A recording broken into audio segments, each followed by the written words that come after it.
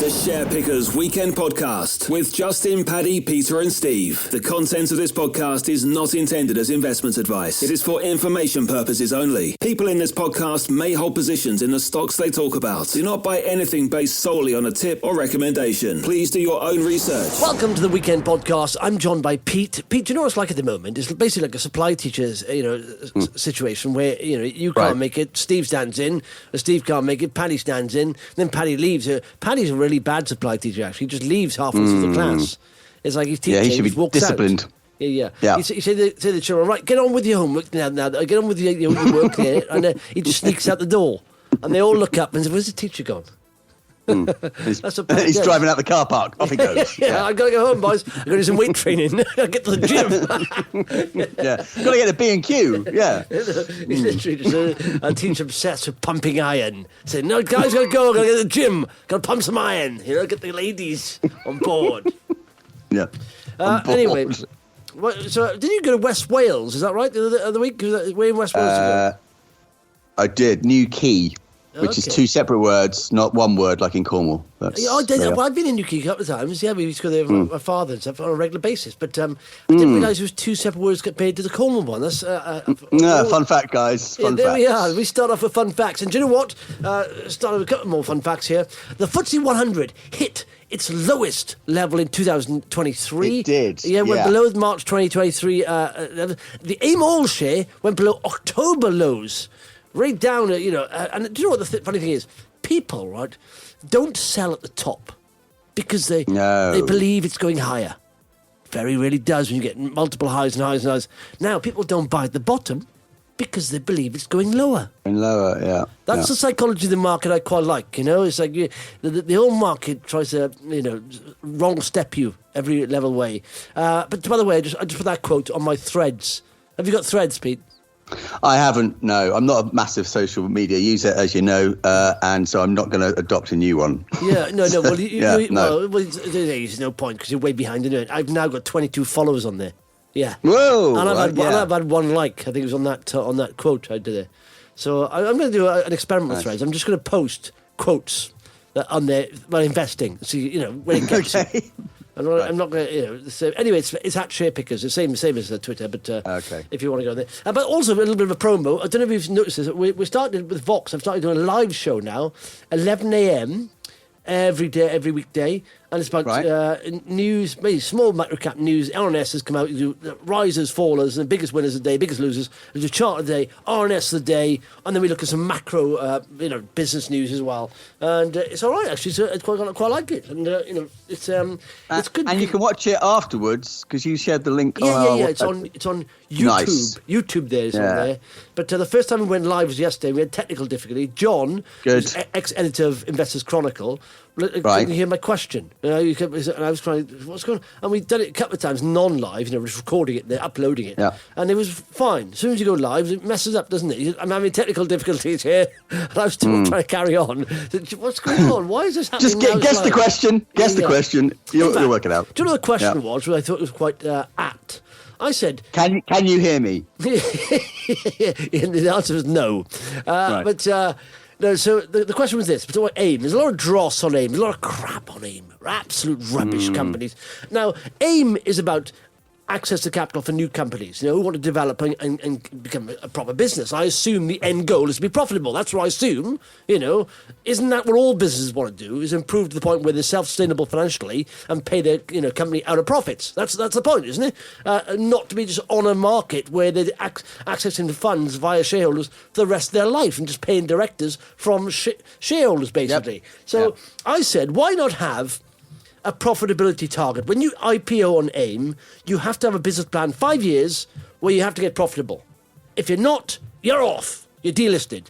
And I said, maybe have some kind of X Factor or Dragon's Den style. After 5 years, maybe you may need some more time if it's, and they get around and say, you're off. Listen, you haven't tried hard enough. You're just raising money non-stop. You haven't achieved any revenue in 5 years. Literally, you're giving bonuses to CEOs and boards, and you're not achieving anything of what you set out to do at the start. So you are delisted. Yeah. Okay. That is an interesting idea, isn't it? Because the only thing I would foresee is, in that final 2 years, their share price would plummet, wouldn't they? Because people would go, they're not going to make it. But maybe there's interesting. not a hard and fast. Maybe you have a discussion with the committee. Maybe progressing. I think maybe 5 years is too soon because you realise exploration companies and biotech companies go through clinical phase. That takes generally more than 5 years. So you can't set a mine. It'd be hard to set a mine from get-go in 5 years, or so maybe 10 years, or maybe in 8 years, maybe. I tell you what, in a similar vein, you could set milestones based on their claim. Yes. Like you're saying you're going to be profitable by 2025. Well, okay, do it, or you're off, or you're penalised, or something. Yeah, because that's the problem with RNS. They can just be for the hot air, really, can't they? So that's it. They should be held to account. Yes, that's it. So, for example, if you're a mining company, right? You should say, within 2 years, you should get your pre-feasibility study out on your asset, Then you go to, another 2 years, maybe definitive feasibility, bankability feasibility. So at least then you are achieving these goals, or you don't start swapping commodities or we didn't like that bit, we're going to change now, we're going to go to lithium now, not the copper anymore. Once that's not happening, you think, hang on a sec. And also, you should look at remunerations as well. Are you losing more money by paying your board more money? Because that shouldn't be happening unless you're achieving these goals. So I think maybe 8 to 10 years, maybe, but literally, I think a lot of AIM companies will take their ball home when they're like, what accountability? What being accountable for the things we claim? What? No, I know, because let's be honest, 10 years is plenty, isn't it, to get. Because it is. That's what it's for. The AIM market is a junior index where companies who can't get traditional finance like banks and no revenue or no profits, they're on AIM, and that's access to capital. Yeah. But you can't keep relying on shareholders for that. You can't be a startup for more than 10 years. Let's be honest. It becomes ridiculous after a while, doesn't it? Well, we're still starting up. You've had 10 years. Yeah, they're closed down by then. Yeah, really, and what happens is they just sucks the funds from other companies that could be getting somewhere, So there's only a limited amount of financial resource out there from private investors. So, if you got rid of the drop, it's basically, this is what I'm trying to get, all right? People have called AIM sometimes a swamp. And there are some swamp stocks. I think there are literally, but there are some very good businesses on AIM. So, and that's, but the bad ones detract. All you need is one bad egg. And or bad apple. I don't know which is it, egg or apple? Apple, is it bad apple? But and eggs are bad, aren't they? If they're off. Bad eggs and apples, yeah. But what would contaminate the rest of it? A bad apple, I suppose. But and you get this contamination just on a reputation level, saying you're making AIM sound really bad because you've been doing this and you're fraud and basically because there are companies out there I honestly believe are just rubbish ideas, but people there are certain private investors who think they're good, and I think no, they're not. And I don't want to tell you what companies they are, but I think it's a fraud. It's an obvious fraud in my mind. That company shouldn't be given any more funds. Get them off AIM because they're sucking the juice out of other companies, basically. And so the AIM index is at an all-time. It's like I think apart from the dash for cash crash, right? It's now at 2016 levels. That's where AIM is. That's where it is. Yeah. No, I saw your thing yesterday. Yes, scary. Ladies and gentlemen, Paddy Kelly, he's here. Hi. Bloody hell, Paddy. Oh, Paddy's been weightlifting, bodybuilding. If you bad bodybuilding, building your muscles up to make them nice and big and strong for the ladies. No, it's not bodybuilding, it's weightlifting. It's different. Oh, different, is it? Did I tell you when I went to school once? I went to boarding school, and we had to do activities in the evening, and one of them was weightlifting. And Jim Carty, his name was, little fella, and he hung at the window of his classroom and saw, what's his name, Mr. Coates, I think, went past, who used to do weightlifting. Oh, yeah. Yeah, Mr. Coates went past. And he said, Sir! And he said, yes, just Carty. He said, is it bodybuilding tonight, sir? He said, it's not bodybuilding, Carty, it is weightlifting. Remember that. And walked off. Is it bodybuilding tonight, sir? You don't get bodybuilding at the Olympics. This is a proper sport. It's the same thing, bodybuilding. You are building muscle. Have you watched the Arnie documentary on Netflix? No.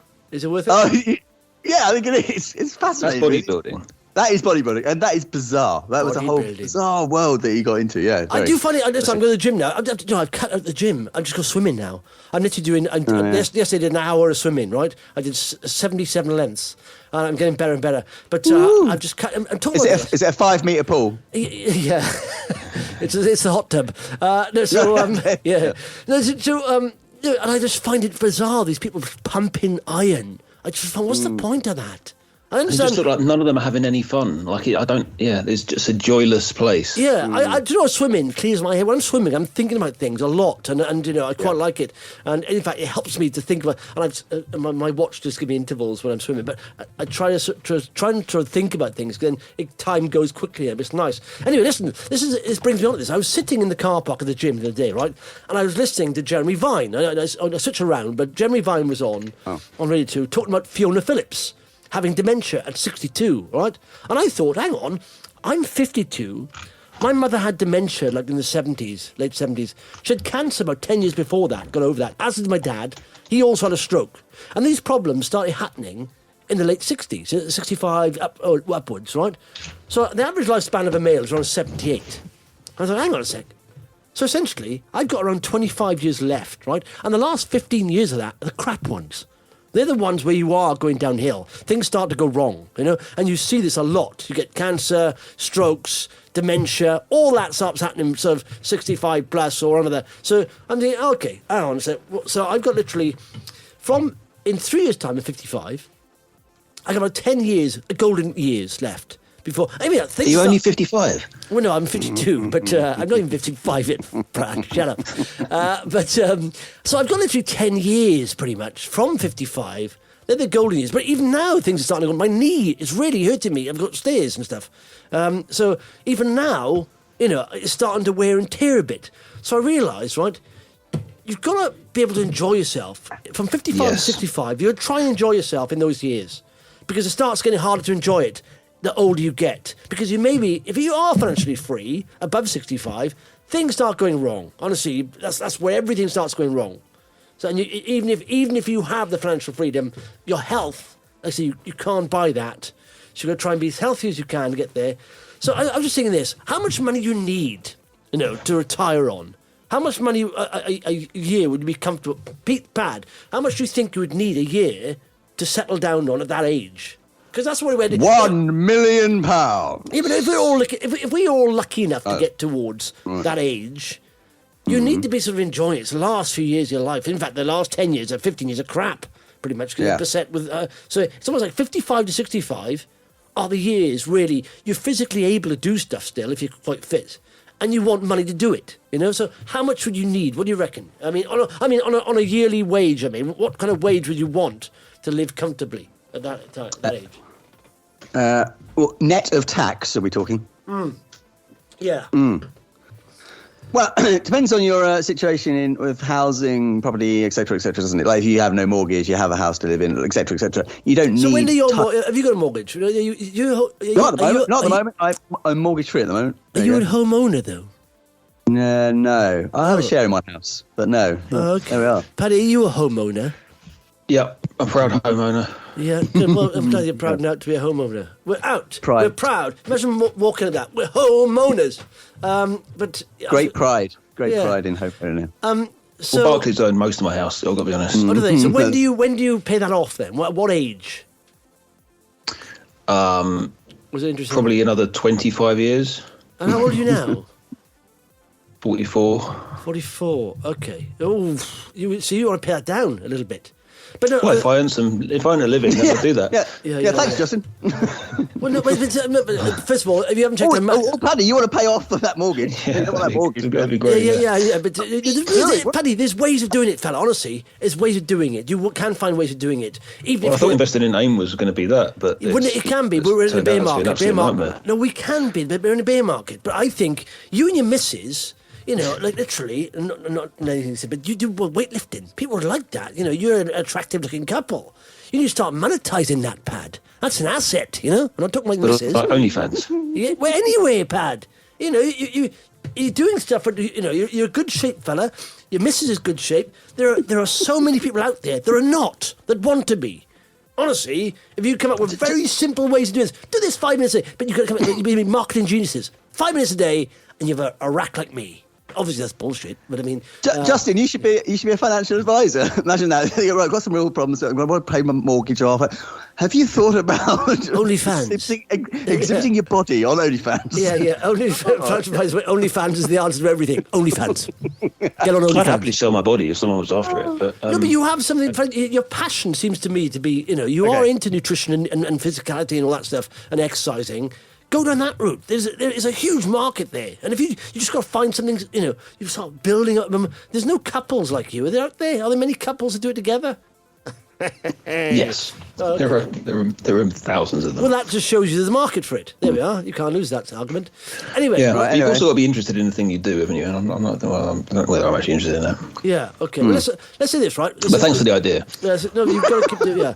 Well, let's just say this, and this is a steep hill to climb, right? Let's say if you had £1 million by the time you're 65, right, in the pot, 5% on that, yielding on that, you probably get a high dividend fund, or you probably get 5 cents somewhere, 50 grand a year. Now, if you're mortgage free, that's plenty, isn't it? That's absolutely plenty, don't you think? Yeah, so that's going back to the point. So half of that would be, obviously, if you have £500,000, it'd be 25 grand a year. If you got mortgage free again, that would be probably fine, Yeah. Mm-hmm. So, but the thing is, from the age of 20, right, you'd have to put £500 a month aside, assuming you earn 5% interest a year, to have £1 million by 65. That's a lot. Yeah.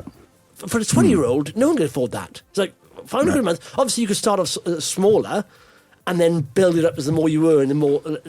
But it's still a lot, isn't it? How many 24? And that's to hit that £1 million nest egg, right?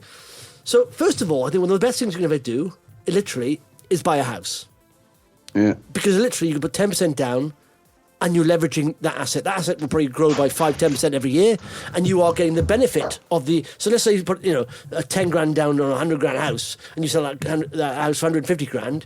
You can obviously pay the mortgage off, but you're leveraging that profit. The profit's on the entire value of that house, and you've only put 10% down. But that grows over time, and so when it comes to, if you want to buy another house when you go up, but essentially you could take the equity out of that house when you almost paid it off. So that's one of the ways to get up there, isn't it? But I just think it is and it isn't. I've got a mixed view on that because I owned a house for 15 years. It's a rental property, and I made some money, but I'm kind of cynical because you do have to play the property game or expect or hope for some good rises in that particular area or whatever in terms of the value of those properties. It's not a given that you'll necessarily make enough money from just that. No, I know, but houses traditionally, though, do have risen their price by at least 5% a year. So you there's going to become a point where that stops happening, right? I don't think it will. We are. Well, it hasn't stopped happening for how many it's levelling years? now. It's yeah, but it always does that. It did that in the Great Financial Crash. Like I said, it's done that always. They always have dips, but then that stimulates more buyers because interest rates will come down when the economy crashes a little bit, and then all of a sudden, house prices are a bargain. No, they're not. They've only come down by 3% something. It's not a huge amount, but then it'll stimulate more buyers. More buyers come in the market. I know, but only if wages go up at the same rate, and they haven't been. And that's the problem. Yeah, but you just get. So there comes a point where it's impossible for someone to. If people on the first rung of the ladder can't buy a house, then the whole market just freezes. Yeah, but there will always be incentive schemes to do that, and in fact, wages will go up a little bit, and houses will come down a little bit. We are talking about. There is a bigger problem now. It's like 4 times than it was back in the 80s when we last had interest rates where we are. 4 times as we waged, pretty much. Now the average house is about 10 times. So there is that issue. So that needs to come up. But so that's an option. But also, is that I think when you think about investing, and I've thought recently about it, and I thought, what is the goal here? What I'm trying to do? And I'm thinking, at the end of the day, I want to have something for when I retire. I want to enjoy myself and not be financially constricted in life later on. So what I'm doing is putting 1%. But surely you've reached that point already. Well, no, but I'm still. What I'm saying is, I want a safety net because I have got because I have got enough. No, because I could lose it all, couldn't I? On AIM stocks, you can, I don't know. If you was to just pull up the drawbridge now and go, right, cool, that's me, I'm fine. I've got £1 million. But I don't need to. This is the plan, Pat. That's what I'm saying. So what I'm doing is this, right? I put 1% every month of my total portfolio value into a high yielding dividend fund. This is in fact, that's taking a knock recently. It's basically the highest yielding stocks on the FTSE 350. So the 350 biggest stocks in the UK, the highest yielding of those, 50 of those, and they invest in those BlackRock and IUKD, right? So I will work out, by the time I get to 100 months, pretty much, roughly, it doesn't work out like that, but I mean, 100 months, and I'll have 100% in that. Now, obviously... But the interesting thing with that approach is that you're still fully reliant on the markets, aren't you? So you're not diversifying your overall portfolio, like having property, market, a savings account, a pension or whatever, different. Okay, pension is linked to the markets as well, but having other things that you invest in and other pots of cash that you put money into. I don't know, rather than just totally being dependent on market. No, I know. I'm totally dependent on the 50 highest yielding companies continuing to pay dividends. But what happens is if they global economy. I bet there's some really horrible companies in that list as well. Yeah, there probably are. There are a couple of fossil fuels. There's a couple of tobacco. I know. I do feel bad about that on a daily basis. But not enough to stop doing it. No. I think that'll start to switch now, then, because they are looking ESG with BlackRock are very strong. I think they'll start to switch. But Pete, those companies, right, 250 companies, if they don't perform, nothing's going to perform pretty much. I mean, everything's going to be hard, but they will. And in fact, it's, like I said, the FTSE 250 had 10 days down in a row recently. That's not done that for a long time, just after I started investing in this fund. But what I'm saying is, it won't get to 100%. If, for example, I'm also having other investments where I hope to, and all my other investments for now are for topping up this fund. So my point is that you could stick that money into a guaranteed 5% interest saving, like no access. But that's what you're talking about, isn't it? You're talking about, aren't you? You're talking about boring being sensible, because you're then taking 1% of your portfolio and put it into a safe, this is the whole point of being believe old, right? I know, but I believe that fund is boring enough. Let's be honest. It doesn't really. But it's still it's completely reliant on macro factors and the market. But I believe the market right now will have. We are now. Listen, the market has priced in this economic downturn. As you see, the AIM oil share is down 43%. FTSE 250 is down about 20-odd%.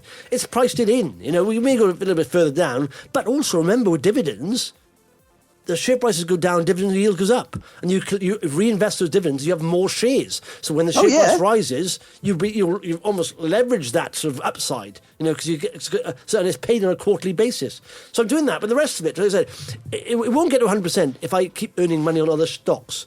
But I was thinking there, I know Steve is paying into a very well-diversified fund, which is the Vanguard one, which is 100% equities, but it's got 7,000 stocks in that around the world. So you can't get more diversified than that. Saying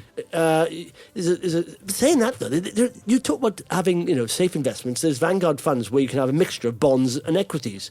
And bonds have always been traditional. And they say the closer you are to retirement, the more bonds you should have in the mix. Bonds have had a horrible time the last 2 years. It's like, no one would have foreseen this. But again, bonds are probably a good place to be now. So having a mix of bonds, and you could do that with those Vanguard funds. But I was thinking this, how much do you allocate to low-cost diversified funds and not? And I think if you get your age, right, and you take half of that and add that on top, that's how much you should allocate to a well-diversified, safe, boring fund. And so, Paddy, how old are you? 44. We've done that. Yeah, okay, still 40. Yeah, he hasn't aged that much since 15 minutes ago. So I honestly, genuinely think, how much should you allocate then? That half your age as well. That's how much you should have in a boring diversified, and the rest of it should be fund stocks. So, Peter, look at how much percentage you should have in a well diversified. How much is it? How old are you now? How old are you, Pete? 34. Oh, sorry, 46. 46. So what is that then? Do the math. What percentage? Is it 23? Plus 46? You get your age, add the half to your age. And this is, I was just thinking about this roughly maths-wise, this would make sense towards retirement. So you're saying 69% of my... yes. Should be in a overall sensible... value should be in a sensible fund. Yeah, interesting. Yeah, absolutely. And the rest, you can dabble in that. And the reason why you dabble in the rest is to make money to top up that sensible fund. That's all you do it for. So, if you're 40, 60% should be in a fund because you have 20 years left, 25 years. 50, 25%, 75% should be in it. If you're 60, literally that's plus 30, 90% should be in a sensible fund, maybe with some bonds in, and the rest you can down. Right. That means you're messing around with 10% then. Now, if you get a 10 back on that 10%, that would make you brilliant, you know. But I mean, you don't want to mess around that time of life because you haven't got many years left of healthy living, you know. You don't start messing around your funds. But going back to your point right at the start of the podcast, don't sell at the bottom. So if I was to sell stuff now to move into central funds. Right, brilliant. So what you're saying is that's a great plan, but don't do it because it's a ridiculous thing to do. No, now. I'm talking about like I say, I put a monthly amount in. So you can afford to put a little monthly amount in, can't you? Start building up like that, and then. So going back to the savings account thing, I was going to say, I'm sure I'm not alone in this. That I have money now that I could be putting into the stock exchange and actually investing in. Don't companies, put it in the stock exchange. You just go down and just post it through the door. Don't do that. Oh, really? Excuse me, I just posted some money. I just give him a call on the Monday. I posted some money through your letterbox on the weekend. Yeah. Sorry, who's this? So the stock market. So I can put it in there, but I'm keeping my powder dry, and I'm going. Well, no, I'm better off putting it in a 5% interest account or something, for now. Yeah, because that'll happen. But and that'll flip. Yeah, that's good. But that's good. But how many people are thinking like that if they've got some money spare? A few pounds they found down the sofa, and they're going, no, I'm not going to go into any stocks at the moment because of where we are. This is the whole problem, right? Loads. Right, and that's the problem. There's trillions. That's why we're in. Right. Yeah. And that's why we are in the situation we're in. So how are we ever going to get out of this? But but how we get out of it is this, right? And essentially, this is why the stock market's ahead of everything else. So how we get out of it is yes. So how many minutes we're in, and Paddy haven't come up with that. No, but how we get out of that? Global That's economy the solution to all of this. Yeah, but global. Just stop voting them in. Not globally, though, is it? Yes. It'll help, maybe. Yes. It's a start. It's a start, yeah. But the economy will take a downturn, okay? They'll have to. The Bank of England will have to reduce interest rates, full stop, because the economy is going to grind to a halt. And then savers won't get. In fact, savers not being passed on. That. Yeah, they get like 2% anyway. In most places. Exactly. It's only 2%. So when you realise the gains in the market is better than the gains you can have just putting in a boring savings account, people start flipping the money. That's happening a lot. There's a lot of money in market funds, all that, just sitting on the sidelines. But until the interest rates come down, then they're not going to move it. And so, it's cost of capital. Where's your capital? But the average private investor, right, hasn't got a lot of money. They're not going to be happy with 5-10% on a FTSE stock or just 2% in a savings account. They want to make a difference in life because they're a couple of £100, maybe £1,000 or a couple of grand. So they want. They're happy to take huge risks on microcap stocks with a chance of doubling, trebling, or quadrupling, or getting that multi-bagger, because they're happy with that. Because they don't want 5%. It's not going to make a difference in their life, 5-10% a year on a couple of £100 or £1,000. It's not going to make a difference. So they want, but you have to do that. You have to know the potential upside in the stock. It's very big. The potential downside if things go wrong, and also position yourself appropriately, in that. So that's why people go for these microcaps. But there's some there. If someone's on AIM, you shouldn't even be looking at. They haven't even got massive upside, and yet people are putting their entire savings into them. So you've got to know what you're looking into, by the way. But going back to your pension plan, at what point do you, when do you actually stop messing around with the stocks and shares and just stop? I never want to do that. What's the point of living? But in terms of you, I enjoy it. I don't think we're pricing in climate change. I think we're going to, over the next 20 years, we're going to have next 30. How long have you got left before you die? Right, let me tell you this, right? Let me tell you my portfolio, right? Let me tell you. How long have you got left before you die? Well, hopefully, around about 78 is the average age for a male. Okay, so you've got 20 years left. Let me tell you what I got invested in, right?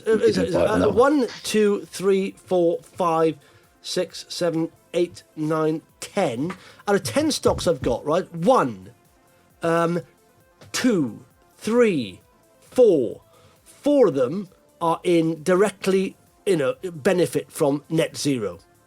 So that's 40%. But I think overall we're in what's the word I'm looking for? We are in store for a period of unparalleled volatility in government, in the financial world as well, and I think it's going to be very hard to look at the next 20 years in the same way as we've looked back over the last 100 years and gone, right, the stock market's going to go up by this amount, or we're almost guaranteed to have this. I think people need to be prepared for big changes. Yeah, but with that comes, innovation. That's happened throughout the ages, Pat. It's always had that, though. We've always had problems. I know you say it's not like this again, and people have said that before. And I do agree with you. In fact, I posted that. There's always deniers. Tuesday was the world's hottest day on record. That broke Monday's record, which was the previous hottest day ever. 2010s were by far the hottest decade on record.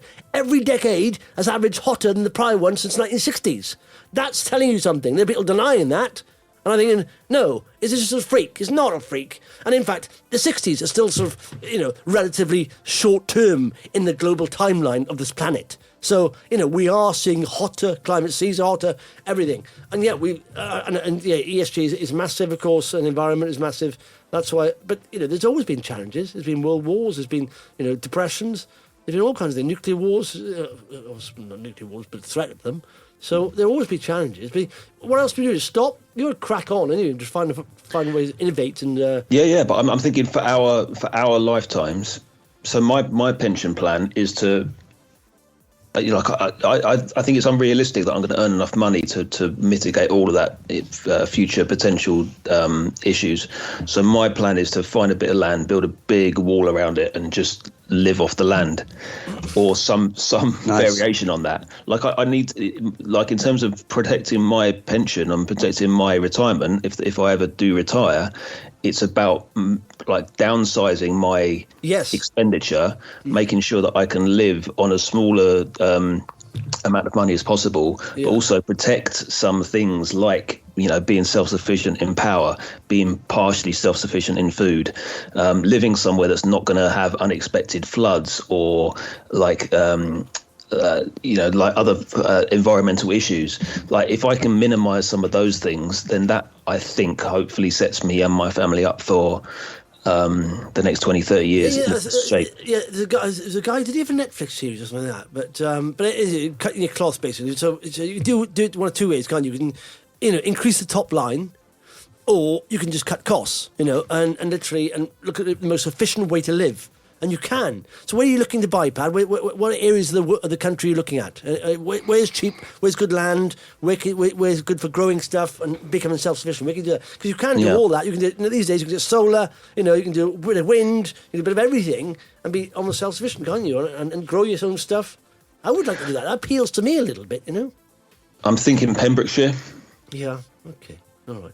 But if far enough away from people. Yeah. Nice. Um, I'm gonna come live next door to you. That's fine. I don't mind you.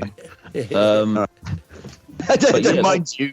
But that's exactly it, right? So like in London, like you talk about the house prices, like and everyone talks about sea level rises and stuff, and that's a long way off before that starts to make big problems for most of us.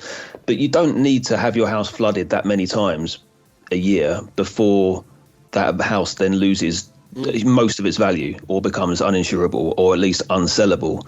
And for large parts of East London and for East Anglia and bits of the southeast, like you don't need to have that many like unprecedented rain events and flooding for that to become a real issue. And once maybe 5% of the housing stock in the southeast becomes unsellable, then that has a dramatic effect on the housing market across the whole country. Yeah. And then you start seeing British people moving from the southeast to places where that's less of an issue. Like within the next 20, 30, 50 years, you'll start to see big migration within the country, let alone people coming into the country. Well, that happened in COVID, just over COVID. People moving out of the cities into more rural areas, more land, more room. Yeah, they've moved back now, though. Well, not all of them, I bet. But, isn't it funny how people just move, have a lack of foresight, planning. But I agree. Moving out, I would like to get in a more rural sort of area. And but the thing is... Come to Pembrokeshire. That is like the plot of Superman 1 or Superman 2, where Lex Luthor bombs the fault line in Canada, the San Andreas Fault, because California is the highest property real estate in America. But there's a fault line, isn't it? That's just inside the thing there, and he bombs that so California sinks, and he bought all the land to the east of it. So he thought that would be the next coastline. That was quite clever, I thought. That was an excellent thing.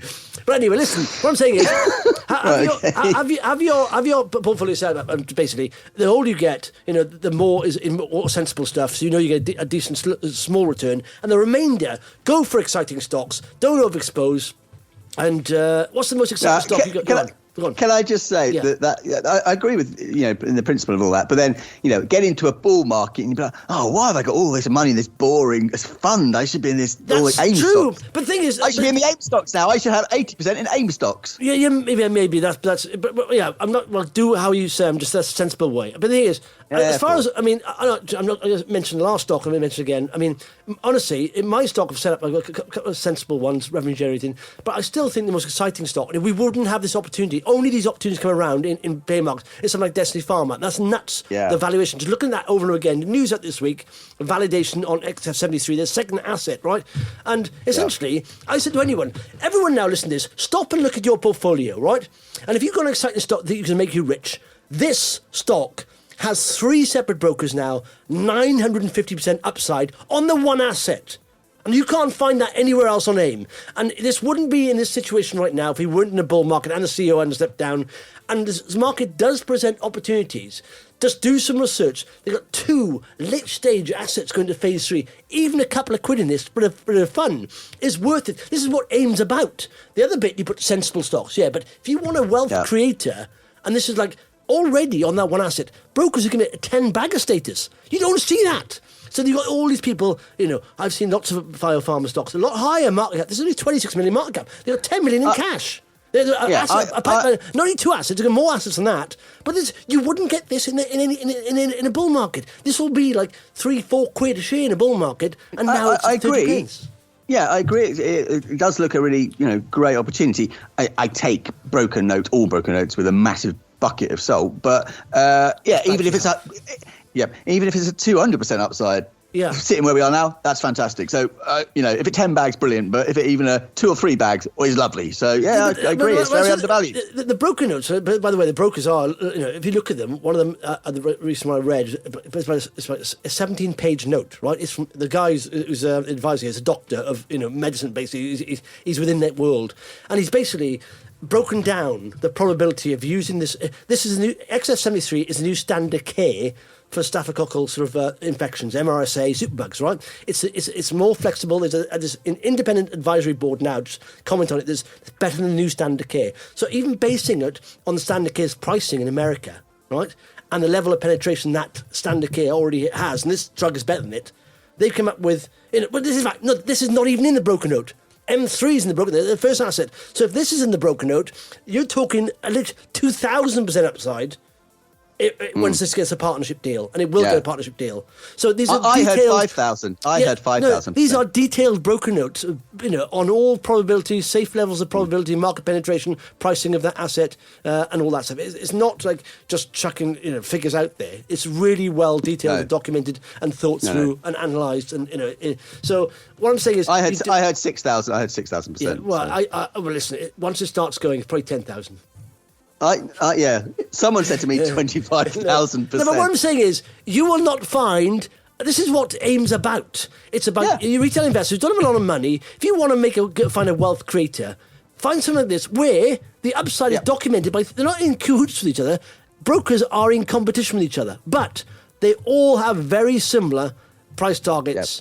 And that's on one asset, So, and you've got to remember those times when you're in a bull market and you look at something that's 3 quid and you look back at the chart and go, blimey, look, you could have bought it at 30p 4 years ago. Wow, and it's why didn't I do that? I know. I tried to say to Steve, you don't have to put a lot in. I mean, even if you put a couple of £100, if it does do what it's expected to do, it'll make a difference to your portfolio. It really will. Yeah. And so, one stock like this can, like I said, this is at 180. Back in April 2021, when they didn't have a deal on on any asset, they didn't have cash as much as cash they got now, and yet it's now 27 pence. Yeah, it's a crazy. And honestly, when you have liquidity sucked out of the market and all sentiment's gone low, these are the opportunities that can make you rich when a bull market happens. Not rich, but it depends how much money you put into it, of course. But it can change your portfolio value completely. But and I'm not saying put it all in or anything, but the majority of your investment portfolio should be in sensible, funds, whatever. But every now and again, the remainder of the portfolio, sexy stocks. Yeah. Do you nut on Destiny Farmer? Yeah. Okay, got it. Okay. I hate to leave the party, but I've got a booking at the local tip, so I got to go. Oh, are they still doing that? Yeah, you have to book in to take stuff to the tip. So I've got a half-hour window now that I've got to go in. So I've got to leave. So sorry, but you can go in any time you want. Yeah. Oh, nice. To be fair, Croydon is a dump in itself, isn't it? Yeah, so, maybe that's why. Yeah, and us now. It's an analogy there. Peter is literally swapping the tip for this podcast. He's going for that kind of content rather than this kind of content. Is this actually a podcast? Oh, yeah. I know you say it all the time, but is it really? Well, do you actually publish it, or is it just for your own recording? I just like chatting to you guys. It's any chance I get to make an appointment for chatting to you.